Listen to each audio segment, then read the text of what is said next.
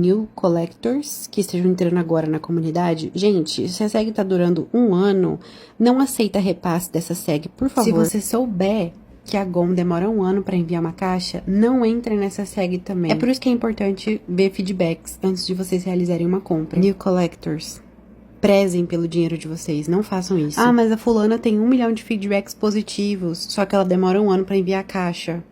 Amores, se poupem. Se poupem desse estresse. 1 ano de SEG é anormal. E é isso, espero que vocês tenham gostado deste lindo unboxing da Army Bomb. Posso trazer mais um vídeo contando detalhes sobre ela, porque eu tenho muitos comentários a fazer sobre esta querida. Vou fazer um comparativo entre ela e a Lightstick do New Jeans, só pela polêmica. É isso, gente, até o próximo vídeo.